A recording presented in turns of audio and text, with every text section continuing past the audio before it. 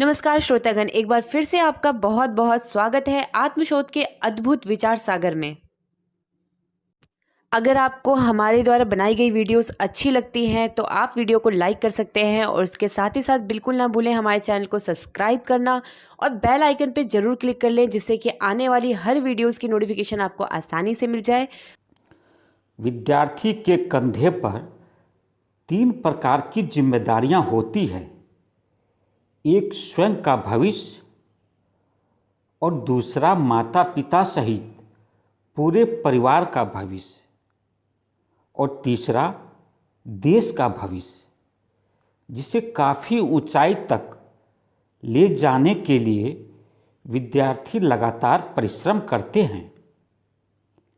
इसके लिए छात्र के जीवन में आदर्श का होना बहुत जरूरी है। एक आदर्श विद्यार्थी वही हो सकता है जिसका जीवन सीखने की इच्छा से ओतप्रोत हो, जिसमें ज्ञान पाने की ललक हो और एक अच्छा टाइम मैनेजमेंट के अनुसार कठोर जीवन जीकर विद्या अध्ययन रूपी तपस्या का आनंद प्राप्त करता हो और मन में ऊंचे विचार धारण कर सादा जीवन जीता हो।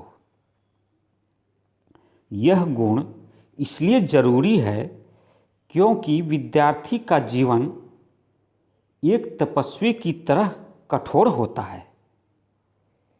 इनके जीवन में समय बहुत ही मूल्यवान होता है, क्योंकि समय का बहाव इतना तेज होता है कि थोड़ी सी लापरवाही के कारण जीवन के सारी जिम्मेदारियों को, सुंदर सुंदर सपनों को बहाकर इतनी दूर चला जाता है कि फिर सपनों को साकार करना असंभव हो जाता है। विद्यार्थी का चंचल मन जीवन के लक्ष्यों को भटकाकर समय के बहाव में बिखेर देता है। इसलिए छात्र को अपने जीवन में संयम और सदाचार को अपनाकर काल करे सो आज कर, आज करे सो अब पल में प्रलय होएगी, बहुरी करेगा कब की नीति पर विश्वास कर अध्ययन में जुटे रहना चाहिए। एक अच्छा विद्यार्थी का सोच हमेशा सकारात्मक होना चाहिए, ताकि मन में हमेशा जोश, उत्साह और उमंग का वास रहे। जो छात्र नकारात्मक भाव से घिर जाता है उसका जीवन निरर्थक हो जाता है।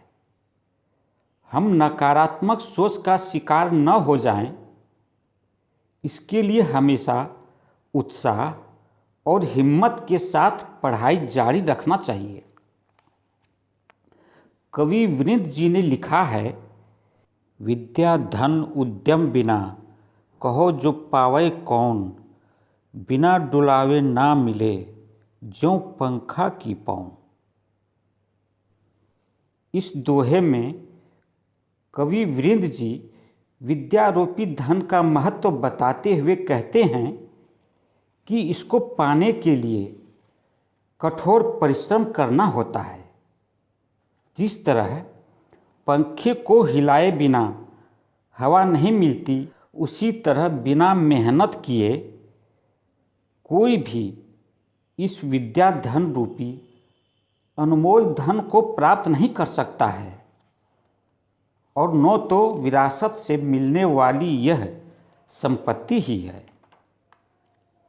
छात्रों के जीवन से जुड़ी संस्कृत भाषा में एक श्लोक है, काग चेष्टा बको ध्यानम स्वान निद्रा तथैव च, अल्पहारी गृह त्यागी विद्यार्थी पंच लक्षणम। पहला है काग चेष्टा। इसका तात्पर्य यह है कि विद्यार्थियों को कौवे की तरह लगातार चेष्टा अर्थात प्रयास करते रहना चाहिए। जिस तरह कौवे अपने भूख प्यास मिटाने के लिए हमेशा प्रयासरत रहता है। दूसरा है बको ध्यानम, बगुले की तरह ध्यान लगाए रहें। जिस तरह बगुला पानी में एक पैर पर खड़ा रहकर अपने शिकार अर्थात मछली को पकड़ने के लिए ध्यान लगाया रहता है। हर छात्र को एक टारगेट पॉइंट पर शांत मन से ध्यान लगाए रहना चाहिए कि मुझे हर स्थिति में इसे प्राप्त करना है। तीसरा है श्वान निद्रा। जिस तरह कुत्ता कच्ची नींद में ही सोता रहता है, इसी तरह छात्र का भी नींद होना चाहिए। थोड़ी सी हलचल हो और नींद खुल जाए। ऐसे लोगों को जगने में आलस नहीं आता है। चौथा है अल्पाहारी।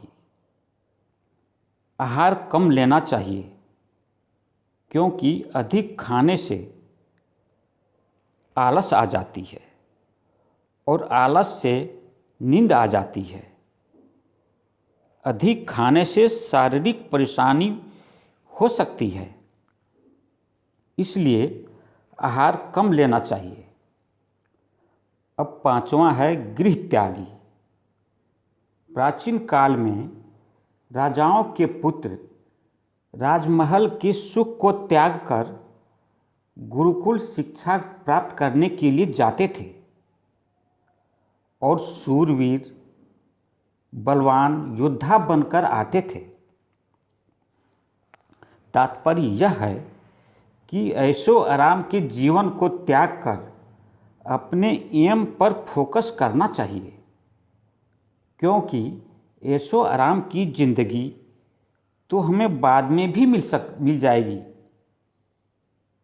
लेकिन शिक्षा पाने का समय और इच्छा शक्ति बाद के जीवन में नहीं रह जाती है। एक बात बताइए, विद्या का अंतिम लक्ष्य क्या होता है?